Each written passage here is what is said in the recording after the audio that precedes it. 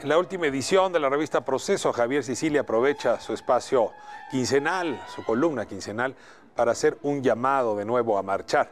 Javier Sicilia tomó la decisión hace algún tiempo de detener su activismo político, sobre todo después de que se aprobara la ley de protección de víctimas. Escribió un gran libro sobre cómo se sintió en esos años que abanderó el movimiento de víctimas, aquellas marchas muy largas, primero desde Cuernavaca hasta la Ciudad de México, luego de la Ciudad de México hasta Juárez y finalmente los recorridos que hiciera en Estados Unidos. Fue gracias a su labor, a su pluma y sobre todo a su andar que el país tomó conciencia sobre la enorme cantidad de víctimas que estaba provocando la guerra por las drogas o contra las drogas, y desde luego fue un momento fundamental para cambiar de rumbo. Por eso el poeta tiene toda la dignidad y todo el liderazgo. Y su silencio, por cierto, también merece todo el respeto. A pesar de que Alejandro Solalinde en un comentario en redes sociales hoy en la mañana lo acusaba de ser un mal político porque había abandonado el movimiento, creo que es un mal comentario, un comentario ingrato, un comentario injusto, que el poeta guardó silencio cuando así consideró necesario y ahora vuelve a hablar porque a sus ojos o ante sus ojos es necesario volver a caminar.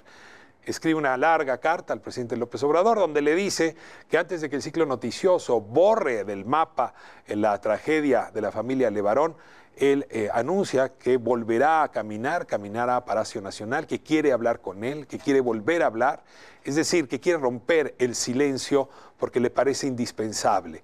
Pero de todo lo que dice en este llamamiento, lo que más llama la atención, o por lo menos así lo expongo yo en esta mesa, es la frase donde Sicilia se refiere a los lenguajes polarizantes, estigmatizantes, golpeadores, en fin, a ese lenguaje, dice él, hijo justamente de la violencia que corre en estos días. Y es que no hay manera de disociar los cadáveres, no hay manera de disociar los atentados, las armas, la toma de territorio, la extorsión, el secuestro, la muerte, los 30,000 muertos, no hay manera de disociarlo del lenguaje. El lenguaje tiene su correlato. El lenguaje es el síntoma de la época. Un lenguaje que en efecto toma un tono ríspido, áspero, estigmatizante, que no es capaz de escuchar al otro, que solamente lanza diatribas, espuma, rabia contra el otro. No importa si ese otro es alguien con quien simpatizamos o alguien con quien no tenemos ninguna relación. Ese lenguaje es el correlato de la violencia. Y desde ahí el poeta dice, ahora ¿habrá manera de cambiar el tono? Y yo se lo pregunto a usted que nos está escuchando, ¿habrá manera de cambiar el tono? Porque ese sería el primer paso para enfrentar la violencia. Si no cambiamos nuestro tono, nuestra estridencia, la manera en que anulamos al otro con las palabras, no esperemos que mañana la estridencia de las armas, la violencia de los criminales se detenga o disminuya. De ahí va justamente la propuesta de Sicilia. Yo escucho al poeta con respeto y le respeto. Comenzamos el programa.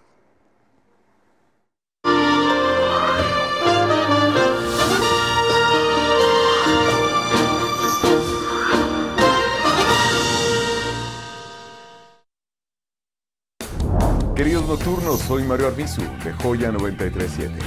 ¿Estás viendo? Tam. Una cosa es no querer decirles nada y otra cosa es decirles de todo.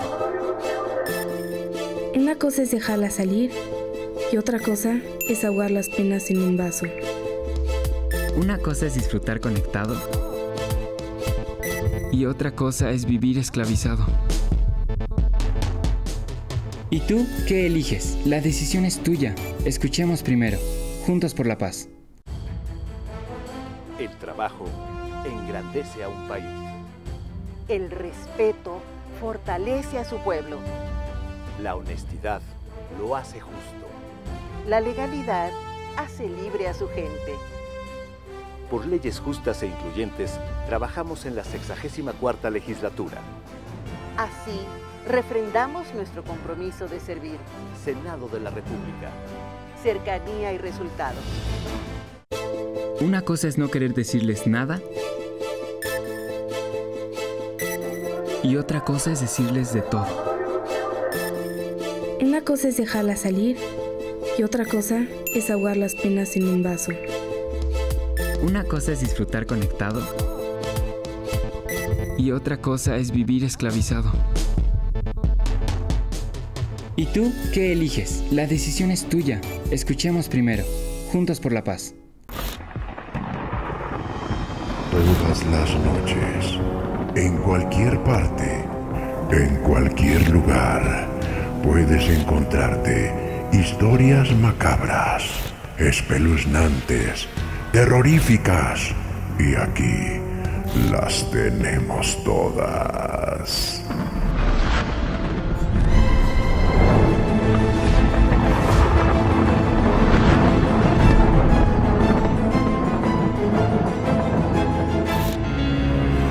Cuenta la leyenda que un padre de familia volvía del trabajo a casa por una vieja carretera.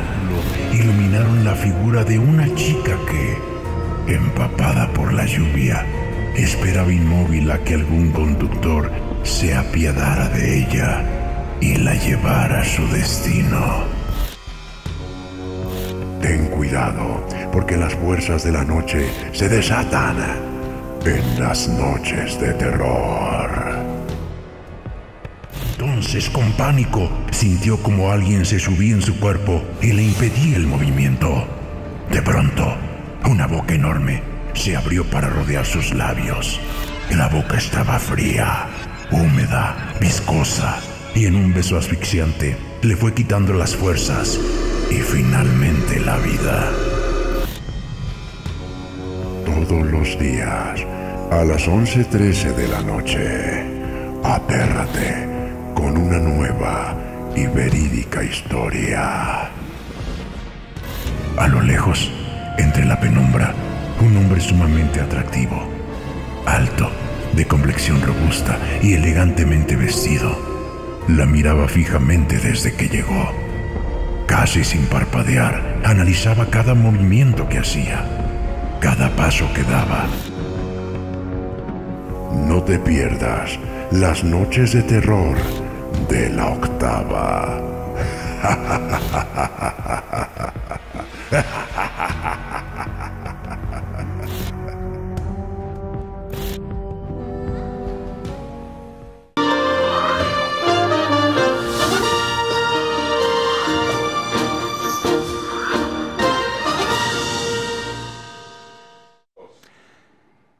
Esto es La Octava, soy Ricardo Rafael, le agradezco mucho que nos acompañe, también por 88.1, Grupo Radio Centro, y lo prometido, Martí Batres, muchas gracias por acompañarnos. Gracias, Ricardo Rafael, con todo gusto. Senador, pues muchas coincidencias, muchas conversaciones, una que otra diferencia. Otro día me tocó participar con usted en un programa justamente sobre el tema de las brechas que hay entre hombres y mujeres. Las brechas de género. Y cómo nos cuesta trabajo a los hombres reconocer pues esa ventaja. ¿Y cómo lidiar con esa ventaja? Hay grados. ¿Hay a quien le cuesta más trabajo? No, hay quienes no lo reconocen, ven la situación como normalidad, ¿no? La semana pasada me pareció, lo comenté consideran aquí, la desigualdad como algo normal. La pasada lo comenté aquí, me pareció muy agresivo como frente a la marcha pacífica de las mujeres en la UNAM, en nuestra casa de estudios, a los 20 minutos un grupo de pues bandidos, no puedo llamarlos de otra manera, encapuchados, fueron a quemar libros y a destruir la universidad, pero un poco para jalar la marca, para decirle a las mujeres que su marcha no tenía ningún sentido. Y es un fenómeno que hay que ver muy bien. Relativamente reciente, esto de estos encapuchados que aparecen ahí en la UNAM, ¿no? ¿Quiénes son, Martín? ¿Ni idea? Yo creo que es un fenómeno reciente de descontrol, de descomposición. ¿No se ven los hilos detrás de algún actor político? Porque han dicho, por ejemplo, que agentes del PRD podrían estar ahí atrás, algunos de los, digamos, sospechosos más comunes. ¿Alguna información? Porque, digamos, ese ha sido tu sector, la Casa de Estudios, la UNAM. No quisiera especular. No quiero especular. Menos con un asunto tan delicado, ¿no? Ah. Porque es grave y ligar con algún grupo político, pues ya sería señalarlo directamente, ¿no? ¿O crees que sea solamente un asunto espontáneo? ¿Ahí también sería especulación? No creo. O sea, esos anarquistas están... En fin. A mí los anarquistas que me gustan son como Ricardo Flores Magón. Ah, bueno, pero ese es anarquismo del bueno, ¿no? Es anarquismo, hay colesterol bueno y colesterol malo. Anarquismo de verdad. Pero además, o sea, yo pienso anarquismo y pienso en gente de pensamiento, de luces. O sea, Ricardo Flores Magón, Bakunin, Kropotkin, Proudhon, pues son gente con una gran agudeza intelectual. No andaban rompiendo Kentuckys. No, quemando libros. O quemando libros quemando menos. la universidad. ¿Tú te imaginas a Flores Magón quemando la universidad? Sí, no tiene nada que ver con el anarquismo. Ahora, el anarquismo es una cosa seria, es una corriente de pensamiento seria y además con grandes aportaciones, ¿no? Otros más, ahí tienes a Emma Goldman, es la que dice, si en tu revolución no se baila, no me interesa tu revolución.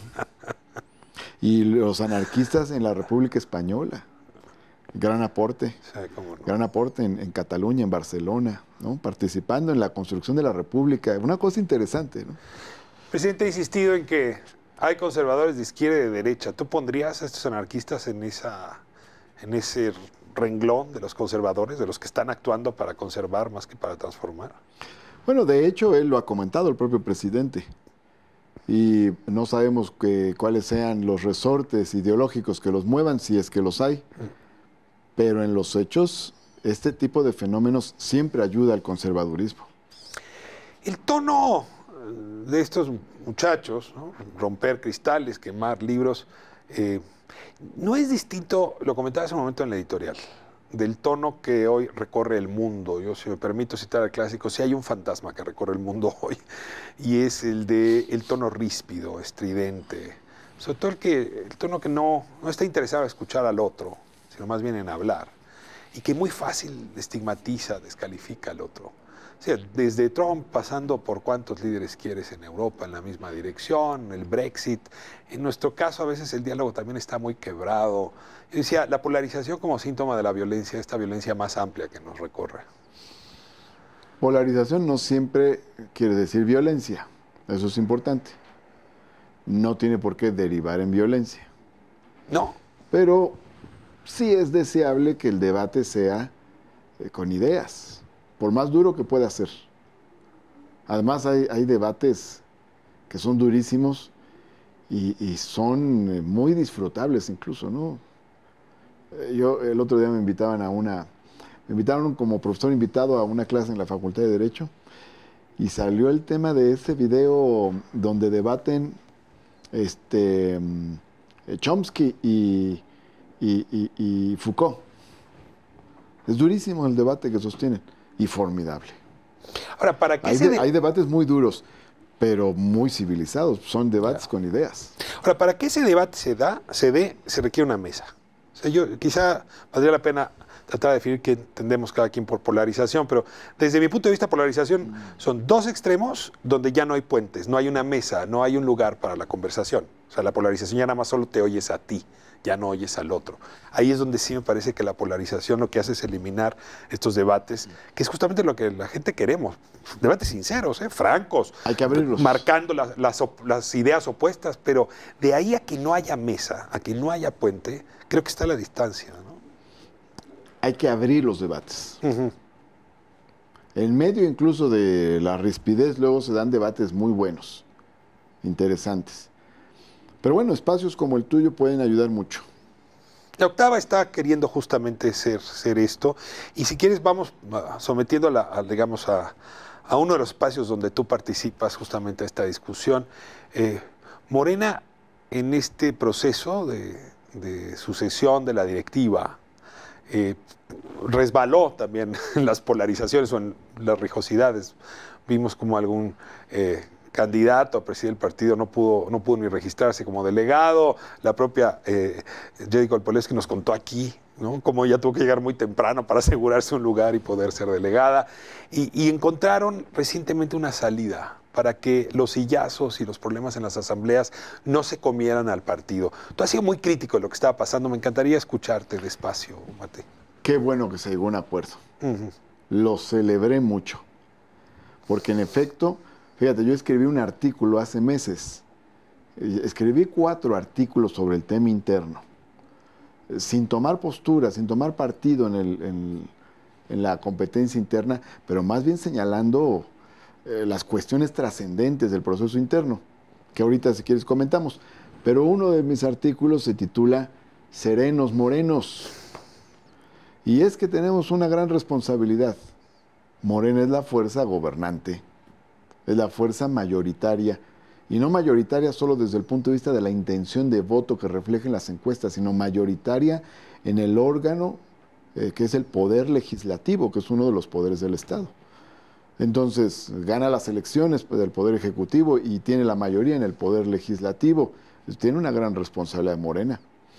Y hay un debate abierto, ríspido, fuerte, y creo que Morena debería estar contestando, debería estar participando. No solo contestando, sino pues, incluso también proactivamente participando en este debate y defendiendo lo que se está haciendo. ¿Por qué se actúa de tal manera desde el gobierno? ¿Por qué se toman tales decisiones del Poder Legislativo? Yo creo que la dirigencia de Morena tiene que estar en eso. En lugar de estar invertida en ver si se organiza una asamblea y cómo. En lugar de verse al espejo. El ombligo. En lugar de verse al ombligo, debe estar viendo al país. Esa es la tarea fundamental. A ver, explícame qué es lo que ha ocurrido. Entonces, qué bueno que se dio este acuerdo que anunciaron Jacob Polemski, Berta Luján y Héctor Díaz Polanco, que por cierto, los tres son dirigentes magníficos, son muy buenos dirigentes. ¿Qué fue lo que ocurrió? Los estatutos preveían resolver esto mediante asambleas, no mediante encuestas, sobre todo la sucesión de dirigentes. Es decir, el origen estaba en los propios estatutos. A ti te tocó justamente construir esos estatutos, llevarlos a que se votaran en asambleas, obtener el registro con esos estatutos. Y bueno, uno de pronto diseña estatutos y ya en la vida real se vuelve otra cosa. Llevarlos al INE, porque al INE tuvo que dar su no, ese es uno de tus hijos, hay que decirlo, ¿no? Morena y sus documentos básicos. A ver, cuéntame, desde que pensaron los estatutos y por qué digamos, hay necesidad ahora de reformarlos para salir adelante. Yo creo que el estatuto en general es bueno. Y también pudo haber corrido por ese carril de lo que establece actualmente el estatuto para dar pie a una nueva dirigencia, ¿no? Que las asambleas no estaban funcionando. Ahora, con cierta anticipación y mucho antes de las asambleas, vino un jaloneo fuerte. La idea de la encuesta surge precisamente para resolver el jaloneo. ¿Por qué las asambleas no funcionaron? ¿Es un problema nacional? La gran mayoría de las asambleas no tuvieron problema. La gran mayoría no tuvo problema. Sí, la gran mayoría no tuvo problemas. Bueno, hubo asambleas con fuertes problemas en Jalisco, donde irrumpieron factores externos, por ejemplo, ¿no? Y hubo en la Ciudad de México, lo que pasó acá en Iztacalco, lo que pasó en Miguel Hidalgo. La mayoría de las asambleas en la Ciudad de México no tuvo problema. Ahora, entiendo que parte del problema, o por lo menos eso nos han dicho otros dirigentes del partido, es el típico asunto del padrón, ¿no? Sí. Yo no conozco partido que se sienta cómodo con su padrón. El padrón siempre es un problema en un partido. Bueno, ¿cuál es el problema concreto de Morena? Porque el padrón es un problema porque no es un universo total que se pueda cerrar. Por ejemplo, cuando armas el padrón de ciudadanos que pueden votar, pues son todos los que tengan más de 18 años de edad. Está censado, se acabó el tema. Ese tiene menos problema y aún así los hay. Pero hacer el padrón de un partido es más complicado porque no es un universo total que pueda cerrarse, sino que hay quienes se afilian y se van luego a otras fuerzas políticas, integrantes de otras fuerzas políticas llegan, hay un constante movimiento de la fuerza política y eso hace que un padrón no esté fijo. El padrón se está moviendo constantemente. A eso añade los elementos tecnológicos. ¿Cómo actualizas el padrón? Y si cambias de domicilio, ¿cómo lo actualizas? Y el que renuncia, ¿cómo lo actualizas? En fin, hay muchos elementos que hacen que el padrón siempre tenga variaciones. Requiere de muchísima atención el padrón de un partido para estar en las mejores condiciones. Entiendo que la última actualización, digamos, aceptada por todas las partes es de mayo del año pasado y que ahora habría que forzar su actualización y que había interés en que el INE, concretamente, porque es una de sus potestades y los partidos se lo piden, se encargara justamente de actualizar ese padrón. Me decía Polevsky que calculan que estaría por lo menos 6 meses más para tener un buen padrón.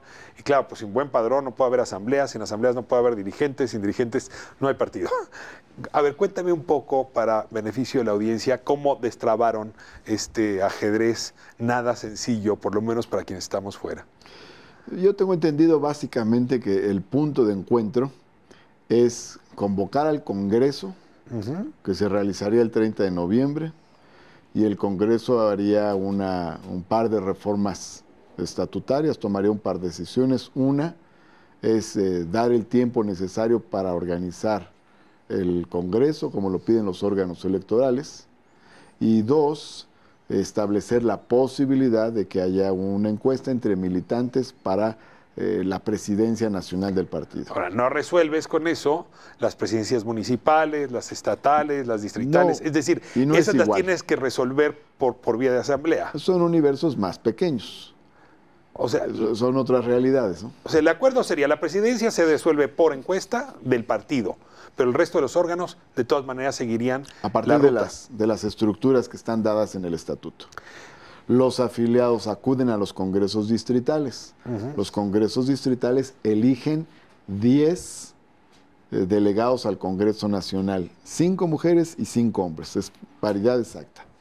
Y esos delegados al Congreso Nacional son a su vez delegados al Congreso Estatal y son a su vez los consejeros estatales.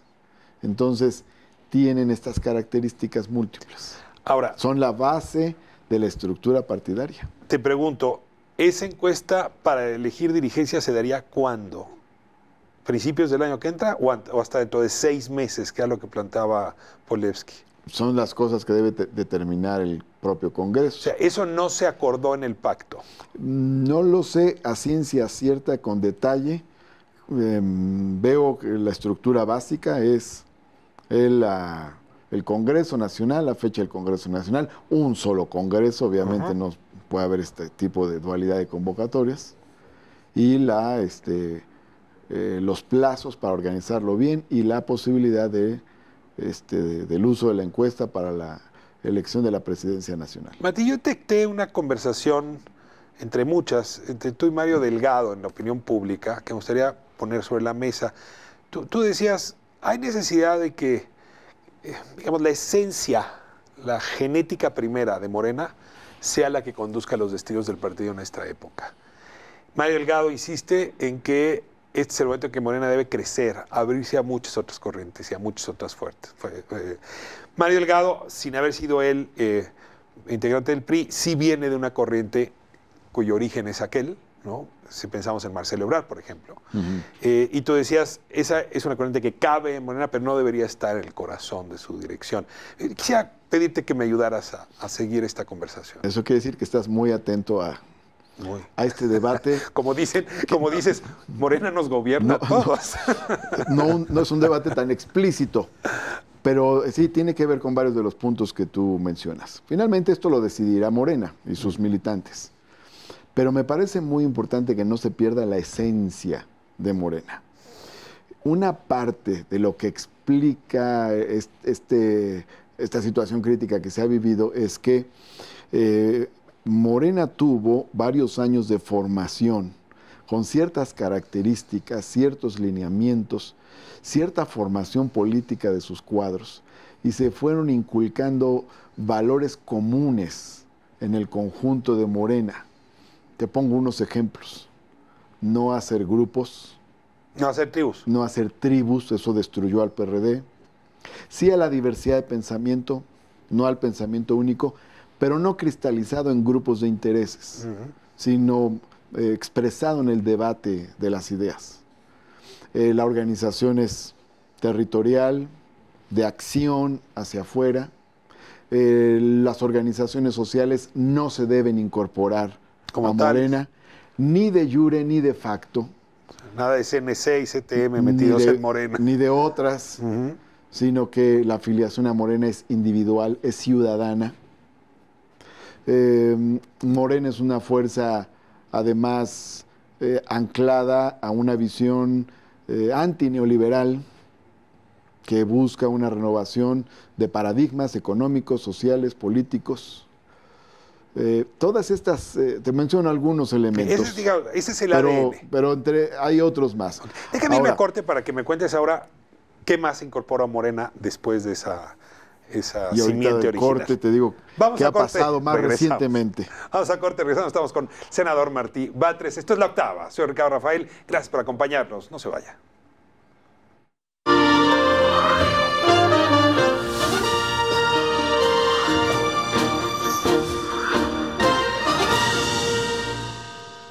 Hola, ¿qué tal? Yo soy Magua Romero de Universal, la estación de los clásicos. Te invito a que disfrutes la programación de La Octava.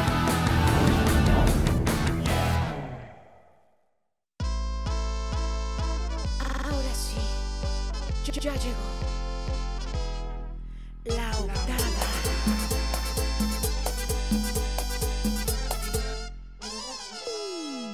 Hola, ¿cómo están? Yo soy Maite Fierro.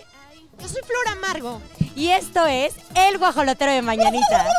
Y recuerden que no se pueden perder El Guajolotero de Mañanita de 5 a 7 de la mañana. ¿En qué canal lo podemos ver? En el 8.1. Recuérdenlo, La Octava, la alternativa en televisión. 8. Ya, llegamos, por favor. Lo cité aquí. No se desesperen, por favor. ¿Pero dónde está, gatito? Ya es bien tarde. El lugar es el indicado. Bueno, esta pirotecnia mandé echar justamente para este gran lanzamiento. ¿Pero a qué hora lo citaste? Ya queremos ir rápidamente. No sean desesperados. Valdrá la pena la espera, Alex, te lo prometo. Sí, pero... Nos la vamos a pasar muy bien arriba del antrobús. ¡Todo eso por La Octava en el 8.1! ¡Estos son Entrevistas sobre Ruedas! Hola, ¿qué tal? Yo soy el Tigre Toño Molina. ¿Y qué crees? Voy a ser el conductor de un programa muy a tu estilo que se llama Play 8.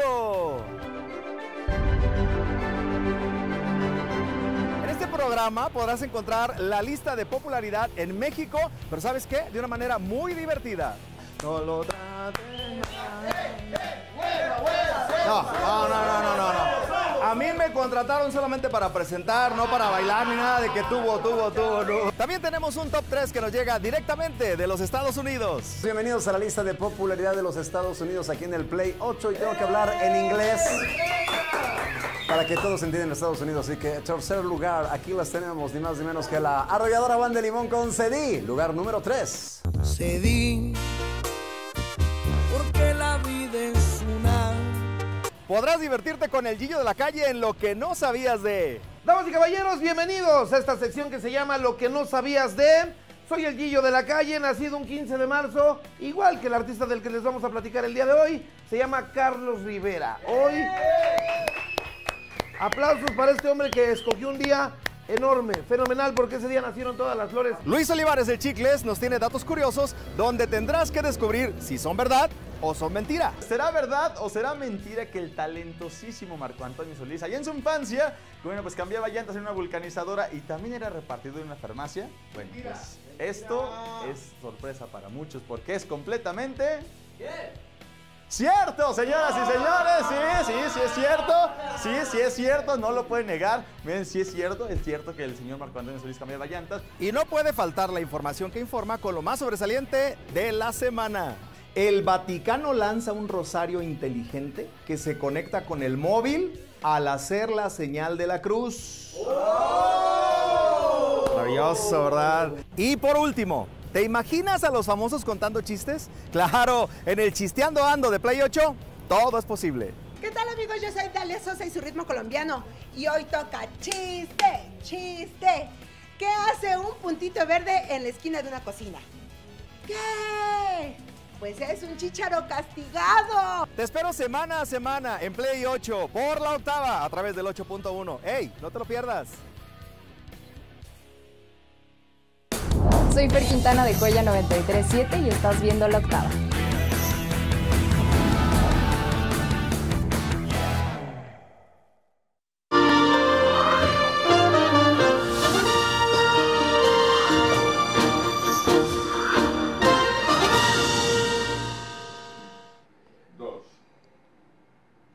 Estamos con Martí Batres y pues nos quedamos justo a la mitad. A ver, bueno, nos explicabas cuál es la genética de Morena y luego los añadidos. ¿Cuáles son los añadidos? Ahí hay varios elementos. Retomando el curso de la plática, entonces Morena tiene un conjunto de elementos sobre los que se va formando, consolidando. Cuando viene la coyuntura ya cercana al 2018, entonces Morena se abre ampliamente a una gran cantidad de alianzas y esas son muy importantes para lograr la mayoría. ¿Cuáles son? A ver, es un las grado más de, sintomáticas, las más importantes. Muchas locales, muchas Alfonso Romo, ¿te parece liderazgos. que juega en esa lógica? Tatiana Cloutier en esa lógica. Claro, sí, por supuesto. Mario Delgado, ¿lo pondrías ahí? Llegó Marcelo un poco Ebrard, ¿lo antes, dirías ahí? Marcelo, por ejemplo. Y son alianzas importantes, son alianzas necesarias para ganar otro espectro de la opinión política, otro espectro del electorado y construir una mayoría. Ahora bien, muchos de esos no se consideran parte de Morena, muchos se consideran aliados o simplemente parte del gobierno o externos en las legislaturas, pero algunos sí quieren formar parte de Morena o se quieren considerar parte de Morena. Pero eso implica también un proceso formativo, porque cuando viene alguien y te dice, yo ya estoy listo con mi organización para entrar a Morena, te das cuenta que no ha pasado por ese proceso formativo. O alguien consiguió unas hojas de afiliación, quién sabe de dónde, y trae sus 400 hojas de afiliación. Aquí están mis 400 hojas de afiliación. Quiero 400 delegados. Te das cuenta que no ha pasado por ese proceso formativo, ¿no? Es decir, no es condenable, simplemente son otras prácticas políticas que se han querido superar. Pero déjame, me detengo ahí. El clientelismo político es un animal que merodea a los partidos mexicanos, claro, de cualquier color y uno de identidad. los propósitos de Morena es cercarlo. Sacar el clientelismo. Sí, porque es un fenómeno que se reproduce constantemente. O sea, ¿cómo mantenemos un partido de ciudadanos? Porque ese es un partido mucho más auténtico. La próxima dirección, para cerrar con este tema, tú dirías, tendría que ser una dirección que se precie de cuidar. La próxima dirección, desde mi punto de vista, tiene que ser una dirección que permita, en efecto, mantener la visión original de Morena y dar las bases para el ingreso formativo de mucha gente que quiere entrar a Morena y que además tiene derecho, y qué bueno que entre, pero tiene que ser sobre nuevas bases formativas de otra visión y otra conducta política. ¿Tú ves dirigentes que traigan malas maneras y malos modos? Sí, por supuesto que los hay. Y no los juzgo y no los condeno. Finalmente, en la política mexicana ha sido un factor fundamental el corporativismo, el clientelismo, una forma de hacer política. Martín, te cito a ti mismo. Y eso cuando marcabas tu diferencia con Ricardo Monreal, era también esta. Hay formas distintas de hacer política, también los dirigentes. Hay formas distintas de hacer política. No sé cómo esté la relación, pero regresando a la disputa que tuvieron hace algunos meses, ¿pondrías también el acento en los órganos legislativos, en los órganos de poder, donde estas mecánicas son distintas? En todos lados tienen que cambiar las formas de hacer política. ¿Cómo está tu relación con Ricardo Monreal ahora? Ese es otro debate, esa es otra discusión. Para ya entrar al Senado. Para otro programa, al que vendré con todo gusto. No, te lo pregunto porque, a ver, sí se vivió un momento muy tenso. Pero antes de pasar a eso, yo quería comentarte sobre el tema del partido. Una cosa muy importante. Cuando se forma Morena y hace un llamado Andrés Manuel López Obrador en el Zócalo un día de los primeros días de septiembre del 2012, son muy pocos los que dejan el PRD y se van a formar Morena. Me pregunta un reportero, porque yo estaba en la bancada del PRD en la Cámara de Diputados. Me dice, viene la desbandada, ¿no? Le digo, no. Esto es lento. No, 4, de 104 diputados del PRD, 4 renunciamos. Pero eso es muy importante, Ricardo, porque Morena se forma sin registro, sin certidumbre de que iba a haber registro, sin cargos, sin prerrogativas, sin presupuesto. Con el antecedente de que Cárdenas no logró conseguir un registro con el antecedente en 88. Se tuvo que quedar con el del PMS porque no lo logró. Así es, exactamente. Entonces, íbamos a, en buena medida, una aventura política. ¿Cuál es el cemento que cohesiona a esos miles de personas que deciden ir a formar Morena? Muchos se salieron del PRD, o nos salimos. Otros no habían tenido experiencia partidista previa. Pero, ¿qué los cohesiona? La convicción. No hay un incentivo material. En ese momento. No hay un incentivo de poder en ese momento.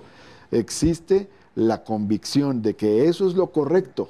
Ahora, por el otro lado, tienes necesidad de crecer. Claro, claro. Pero lo que te quiero decir es esto. Ese núcleo original tiene esa característica. No hay absolutos. No hay absolutos. Hay de todo siempre. Hay de todo en los que están al principio, hay de todo de los que llegan. Pero es muy importante el proceso formativo. Porque Morena va a crecer. Por supuesto, hasta por razones generacionales debe crecer. Pero los ingresos a Morena deben ser considerando que debe formarse una nueva cultura política. O sea, la puerta si no, tiene que tener varios umbrales, dirías tú. Sí, adelante, bienvenidos, pero vámonos educando con nuevos valores políticos. Hablemos del Senado. Hablemos del Senado. Me dices que para preguntarte por Ricardo Monreal necesitaríamos otro programa. Y sin embargo, la semana pasada le salieron mal las cosas al líder de tu bancada en el Senado. El nombramiento de Rosario Piedra enredó y no sabemos realmente cuánto daño va a dejar en la comisión, en ella misma, en el Senado, porque a nadie nos gustó lo que vimos, es decir, a nadie nos gustó ver el desaguisado, el enfrentamiento. Podemos pensar que se trató solo de un problema que los panistas provocaron, pero pues para bailar tango se requieren dos. El propio Ricardo Monreal había propuesto reponer el procedimiento, no se repuso. El presidente dice que es mejor pues la justicia sobre la legalidad en este caso. Siento mucho malestar con el nombramiento de la presidenta de la comisión. Y tengo la impresión de que a Monreal le salió muy mal esta operación. Yo te rogaría tu mirada como senador en todo este episodio. Aquí tendríamos que hablar de varias cosas. O sea, un tema es cómo se hizo el nombramiento, otro tema lo que significa Rosario Piedra Ibarra en sí misma. Otro tema es sobre aquel episodio de si se reponía o no se reponía. ¿Cuál de todos estos episodios son más importantes? Para que discutamos en orden. Para mí, el más importante es la trascendencia de que haya llegado a la Comisión Nacional de Derechos Humanos una persona como Rosario Piedra Ibarra. ¿Por qué? A mí sí me pareció muy importante. Es más, yo defendí su nombramiento en tribuna, argumenté en tribuna, y los argumentos que di, después los vi reproducidos en el debate que se dio. Que dije desde las comisiones que tenemos un modelo de 30 años donde hay un hombre abogado del Instituto de Investigaciones Jurídicas que es el titular de la Comisión Nacional de Derechos Humanos. Esto va ocurriendo en general a lo largo desde que se formó la comisión. Desde Jorge Carpizo, excepción de Mirel Rocati, pero en efecto los demás tendrían este perfil. Excepción. Soberanis, Plasencia Rocati. Y Luis Raúl. Entonces, y Jorge Madrazo. Es Carpizo, Jorge Madrazo, Soberano, es Raúl y el último. Entonces, un perfil mujer es mejor que lo que había antes. No, ya significa un cambio. Pero además no se trata solo de que es mujer, sino que es una persona que vivió los abusos del Estado contra el ejercicio de los derechos humanos. ¿Cuál es la experiencia de Jorge Carpizo y de Jorge Madrazo, los primeros titulares de la CNDH, en la lucha por los derechos humanos? No la tienen. No la tienen. No, la inventaron. En realidad empezaba en México a darse una lucha. ¿No? Bueno, empezaba el tema desde el punto de vista del debate académico formal. Incluso institucional, ¿no? Jurídico. Sí, pero había una lucha por la libertad de los presos políticos, en contra de la persecución de los opositores, por la presentación de los desaparecidos políticos, denuncias de las matanzas que habían ocurrido. O sea, sí había una lucha por los derechos humanos en el país. Es importante, déjeme hacerla de abogado del diablo. Es decir, este es un país que trae solo en los últimos 10 años 60,000 víctimas. Pero si sumas las víctimas de desaparición desde la Guerra Sucia, probable que llegue a las 150,000, ¿eh? Es decir, había 150,000 familiares, por lo menos, en esa lista. Rosario Piedra no es de las más activas en el colectivo Eureka. De hecho, la hermana es mucho más. No es la hija de su madre, digamos, no es la que replicó, heredó. Es realmente la hermana, un poco porque la cigüeña la colocó ahí, un poco la hija porque la cigüeña la colocó ahí, pero no hay nada en su trayectoria. Tú hablas con el colectivo Eureka, hablas con las madres desaparecidas y no tienen a Rosario como emblemática. Entonces yo aquí te pregunto, ¿no había contigo entre esos 150,000 posibles alguien que fijara mejor este perfil que ella, que además es militante? Dos comentarios. Primero, el comité Eureka ahí estuvo en todo el proceso. Y el equipo que acompañó a su madre, a Rosario Ibarra, a lo largo de décadas, ahí estaban también el día que se nombró a Rosario y el día que tomó protesta. Había gente de muchos estados de la República, muchos ya no pudieron entrar por todo lo que pasó en el Senado, pero estaban muchos de los primeros acompañantes de Rosario en los años 70, estaban ese día ahí. Muchos de los que estuvieron el día también en que se entregó la medalla Belisario Domínguez a Rosario Ibarra. Entonces, no. Por cierto, el discurso no lo pronunció Rosario, sino la otra hermana. La otra hermana. Pero iban juntas. La otra hermana pronunció el discurso y quien pasó al presidium fue Rosario. Finalmente eso lo acordaron con la mamá. Es decir, distancias y lejanías ahí no hay. Yo puedo entender que la acompañen, pero si tú revisas cuántas horas de su vida le ha dedicado al colectivo Eureka, ¿cuánto tiempo le ha dedicado? Es muy poco. Ella no puede ahorita inventarse una trayectoria que no está. No coincido contigo, porque finalmente toda la familia junta ahí estuvo. Forma parte de un proceso político. Incluso, es que yo tengo hermanos que son tan distintos a mí y hermanos que se parecen tanto, Martín, que yo no puedo tomar. No sé. Pero no es el caso, porque aquí están juntos. Entonces tú dirías, aquí están unidos. Su perfil es un perfil No veo valioso. esa distancia que haya de ella con su familia y menos de ella con su mamá. Es decir, forma parte de una familia luchadora por los derechos humanos, pionera en la lucha por los derechos humanos en México, pionera en la defensa de las víctimas de las violaciones a los derechos humanos por el Estado mexicano. Estos argumentos son los que la llevan pionera en tocar el tema de la desaparición forzada. La madre, si yo doña Rosario no le voy a escatimar un gramo de su trayectoria. Pero Rosario está con Rosario. No. Sí, claro. Digamos, no. Bueno, te lo diría con franqueza. Pero se llama igual que ella. No hay ningún elemento objetivo para que me digas que hay una distancia entre la madre y la hija. Al contrario, hay elementos objetivos que demuestran que hay una cercanía y que la madre está de acuerdo o estuvo de acuerdo en esta postulación de la hija para dirigir la Comisión Nacional de Derechos Humanos.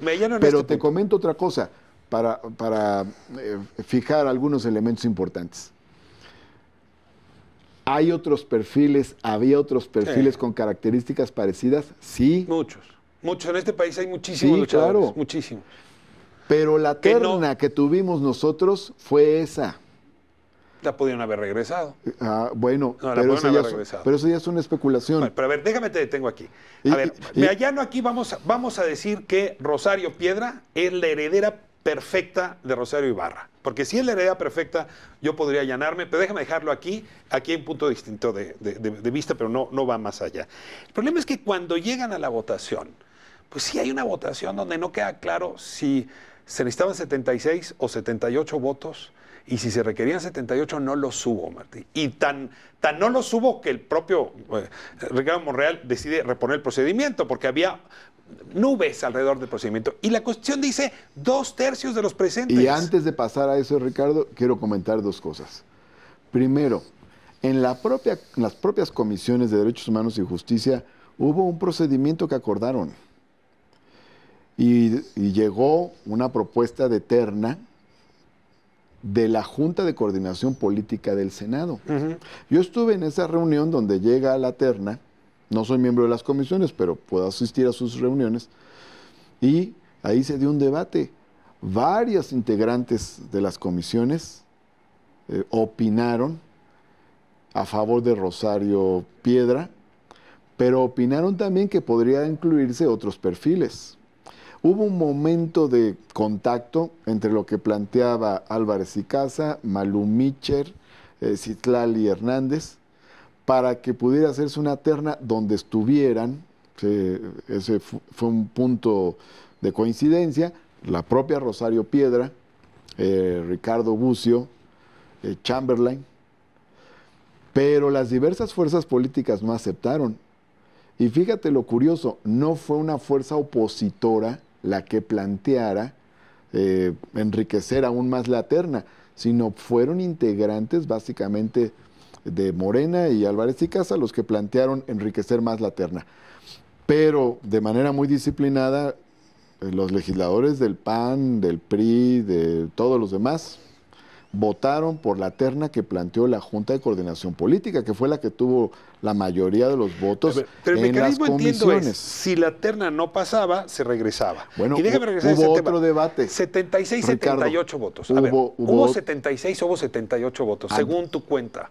Hubo otro debate todavía, porque cuando llegó la terna al Pleno, hubo un procedimiento planteado por la mesa directiva para que, en caso de que ningún integrante de la terna alcanzara las 2/3 partes, hubiera no otra terna, sino una segunda ronda y hasta una tercera ronda. Y de nueva cuenta, dicho procedimiento fue avalado por las diversas fracciones parlamentarias. O sea, ¿qué te quiero decir con esto, Ricardo? Se planteó una terna y por la forma en que se planteó, por la forma en que se presentó y por el procedimiento que la acompañó, el mensaje subyacente era que esa era la terna de la que había que escoger al titular o a la titular de la Comisión Nacional de Derechos Humanos. En la primera ronda se necesitaban 78 votos y hubo 76. No. No, hubo 3 votaciones. La que la nombró, digamos, no estoy hablando de la última, Sí. pero la que la nombró, había 116 presentes, se necesitaban 78 votos, se obtuvieron 76. La Constitución dice 2/3. Ese es el origen del problema, el más grave de todos. Hubo 76 votos, necesitaban 78. Pues ahí hubo un debate, pero ahí sí no me toca a mí ese debate. Eso es un tema que ya tendrás que platicar en su caso. ¿Con quién lo tendría que platicar? Pues con la mesa directiva. Pero el Senado, pues es con el cuerpo en el que formas parte. Sí, pero ahora sí que en ese caso yo soy un votante más. No tengo la responsabilidad que tenía hace unos meses, así de que no me corresponde a mí explicar por qué se dio de tal o cual manera el procedimiento y la realización de la votación, porque ni siquiera tengo los elementos materiales para Ahora, sí hay una explicarlo. sombra de duda que no nos hace bien a nadie, ni a Rosario. Ya tendrás otros invitados para platicar de ese tema. Ya tendrás otros invitados. Lo que sí te puedo decir por mi parte. Te voy a invitar a Ricardo Monreal para ver qué me dice aquí. Pues tienes varias posibilidades. Martín. Pero lo que sí te puedo decir es, desde mi perspectiva, como un senador raso que soy, estoy contento con el nombramiento de Rosario Piedra. Lo considero un cambio. Pero estarías más feliz con 78 y no con 76 votos. Estaría más feliz. Ahora, estaría más feliz si hubiera tenido 86 votos, que serían los 2/3 cerrados del total de los senadores. El otro asunto delicado. Pero bueno, es el de si es dirigente o no, y tú conoces muy bien los estatutos. O sea, a mí sí me sorprendió, porque además me tocó hurgar en los documentos de línea hasta que sí me doy cuenta que en efecto es consejera nacional, y de acuerdo a los estatutos de los que hablamos hace un momento, pues el Consejo Nacional es la máxima autoridad del partido cuando no hay Congreso. Ahora comentabas del Congreso. Es decir, es difícil negarle al Consejo Nacional el carácter directivo. Dice ahí que conduce, pero pues me fui a la Real Academia Española y dice conducir igual a dirigir. Es decir, es un órgano dirigente, ella milita, participaba en un órgano dirigente y está prohibido. Déjame irme a corte y regresamos con este tema. Seguimos con Martí Batres en un momento. Te digo volvemos. Todo. Ahorita te digo todo.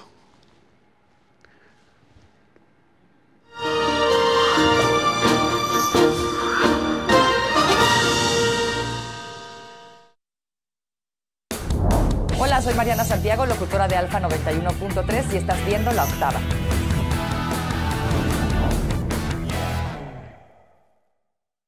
Oye, Cris, te tocan las quesadillas. Yo las pagué la vez anterior. Es que no traigo lana, todavía no es quincena. Pues sí, efectivamente, ya se acabó toda la lana. Oye, ¿y si invitamos a un famoso y le gorreamos las quesadillas? Pues de una vez, ¿no? Luego. Yo soy Alex Aguilar. Y yo soy Cristian Rodríguez. Y nosotros somos ¡Gorrones!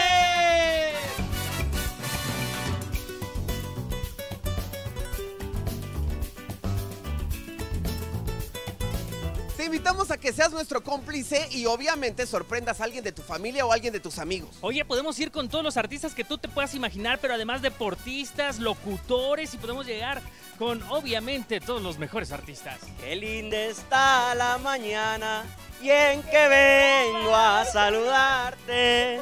Venimos todos con gusto y placer a felicitarte. Muchas felicidades. ¿Cómo está? ¿Todo bien? ¿Todo bien? Aquí andamos. ¡Kevin Ortiz en los gorrones! En el cachete esta vez. ¿Cómo está, Geraldine? ¿Sabes quiénes somos?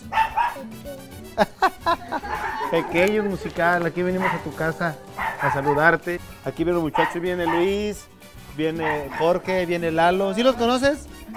¿Sí?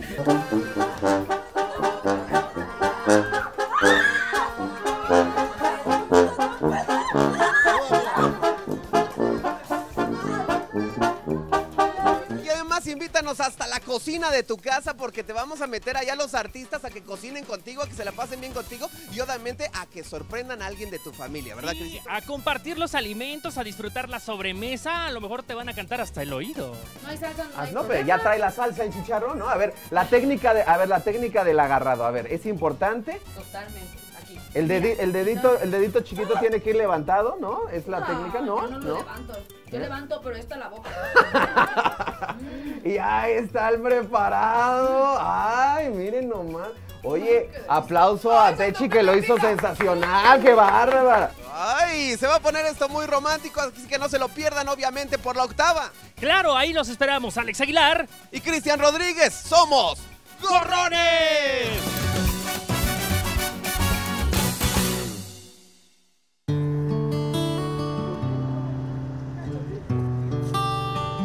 ¿Estás arrepentido de haberla regado con alguien? Quiero terminar un problema con mi hermana. Quiero que todo esté bien, ya que nuestra familia se separó hace 10 años.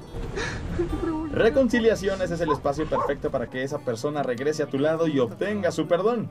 Hoy te pregunto, ¿hay reconciliación con tu hermano Lalo o no hay reconciliación? ¿Lo perdonan o no lo perdonan? Entérense aquí a través de las reconciliaciones de la octava. La familia quedó completamente unida.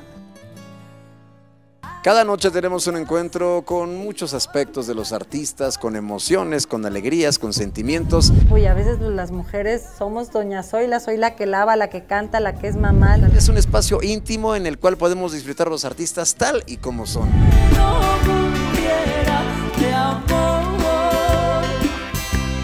Así que te invito a que nos acompañes porque en las noches de Bohemia tenemos mucha magia y muchas cosas especiales que seguramente te van a encantar de nuestros artistas invitados. Toda una puesta en escena en un ambiente íntimo solo para ustedes en las noches de Bohemia. Que le diga reggaetón, dale. ¡Ah, espérate!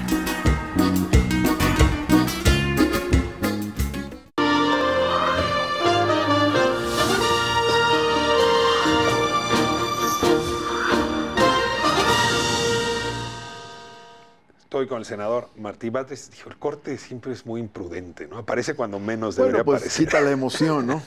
A ver, eso no, dirigente, Rosario. Luego uno le dan ganas de regresar y platicar todo otra vez. No es dirigente.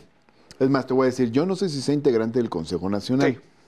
Ahora, hasta el 24 de octubre sí. Pero el estatuto del partido es muy claro en señalar cuáles son los órganos de dirección y cuáles son los órganos deliberativos, cuáles son los órganos ejecutivos y cuáles son los órganos deliberativos. Pero los el órganos... artículo 14, no me sé mejor tus estatutos que yo, pero el 14 bis dice, el Consejo Nacional es un órgano de conducción. ¿Qué es órgano de conducción? Sí, pero son los órganos grandes de representación. Los órganos de dirección son los comités ejecutivos. El Congreso es un órgano de deliberación. Pero el Consejo... Pero además te diría lo siguiente. Las comisiones analizaron a cada uno de los solicitantes. Bueno, los pudieron haber analizado muy mal. No sí, son claro, muy buenos para hacer su trabajo. Sí, sí, pero hay responsabilidades porque en las comisiones están de todos los partidos y opositores muy duros y muy fuertes. Decir, miren, aquí está este documento del INE que dice que es consejera nacional. Aquí están los estatutos, los estatutos de Morena que dicen ni siquiera que es un creo que se les haya ido. Ni siquiera creo que se les haya ido. ¿Qué crees que pasó? No, pues finalmente cumple con los requisitos. O sea, ¿tú crees que Álvarez y Casa y el PRI y el PAN, todos avalaron los requisitos? Todos avalaron, si se votaron la idoneidad de las propuestas.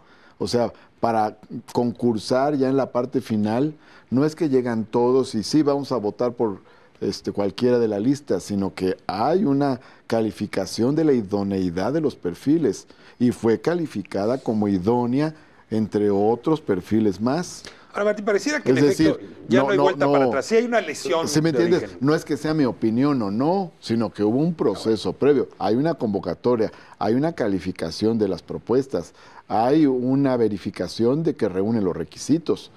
Y eso no lo hago yo. Ahora, se junta ese porque requisito. Yo solo soy un senador raso. Así de que hay comisiones que hacen todo eso. Pero aquí hablamos a ras de suelo, entonces estás bienvenido a hablar como senador raso. Estamos en el segundo piso. Ahora, estás supongo que raso por un ratito. No sé, pero de todas maneras la representación en el Senado es importante. A ver, Martín. El Senado, a diferencia de la Cámara de Diputados, va a guardar la misma composición hasta el final de esta administración, de este sexenio. Así es. Si el reloj es de largo plazo. Y hay que decirlo, se vuelve la pieza principal porque, dada la mayoría que hoy tiene Morena, en realidad donde hay, en la Cámara de Diputados, donde hay roces es en el Senado. Donde hay que construir mayorías de 2/3 es en el Senado y es complicado. Y en ese sentido, que hubiera acuerdos entre las fuerzas políticas era una buena noticia. El que se haya roto a propósito de este nombramiento, la confianza entre las fuerzas políticas, los desaguisados estos donde vimos a Madero caerse o que lo tiraran, no sé si fue Neymar o fue que lo tiraron, pero esta escena sí nos habla de un Senado que está en problemas y que yo no sé cómo va a salir para los siguientes acuerdos que son muy, muy importantes. Bueno, pues como te decía, pues yo soy un senador raso. Bueno, desde tu mirada, no juegas. Pero ¿no te preocupa que los acuerdos no se puedan sacar adelante? Es a otras personas a las que les corresponde la construcción de los acuerdos. Pues claro que me preocupa. Y yo hice un llamado el otro día, al principio de la sesión del Senado, el jueves, hice un llamado a recuperar el ambiente institucional de concordia y el diálogo civilizado para la construcción de los acuerdos. Creo que eso es importante. Y creo que se debe haber cuidado a lo largo de todo este proceso. Pero bueno, pues hay finalmente quienes tienen estas responsabilidades y que deben cuidar todas esas características para que se puedan lograr los acuerdos. Regreso a tu metáfora de hace un momento, ¿no? Decías discusión entre dos grandes filósofos, Foucault y Chomsky, donde pues en efecto no hay polarización, hay oposición fuerte, hay argumentos, sí, pero hay por lo menos ideas, un espacio donde darse. Claro. ¿Qué preocupa de los que estamos fuera? Ya hay sin ni siquiera senadores rasos, ciudadanos rasos. Sí, que si el Senado no es un espacio de diálogo y de argumentos, no nos lo pueden pedir al resto de los ciudadanos. Si ahí no se da el diálogo argumental, razonado, serio, te lo pongo al revés, si ahí se agarran a catorrazos, se empujan y se tiran, pues ¿qué te esperas en la cantina? Sí, eso no debió haber pasado. ¿Y hay forma de superarlo? Debe superarse, claro. Eso no puede ser el tono del debate. Bueno, eso no es debate. Pero eso no puede ser la característica, la norma de la relación. Tiene que haber un debate y se tiene que facilitar el debate. Pero mira, todos tienen que ayudar. Hay que entender que ese es el espacio para debatir. Pues por eso es Parlamento. Y el otro día se presentó el punto sobre lo de Evo Morales. Y pues, se hizo un acuerdo para que hablara uno de cada grupo parlamentario. Varios solicitamos la palabra. Yo pedí la palabra, la pidieron varios compañeros de Morena, Pepe Narro y otros senadores y senadoras, del PT, de varios partidos pidieron la palabra. Y entonces, pero no nos dan la palabra una vez que terminaron.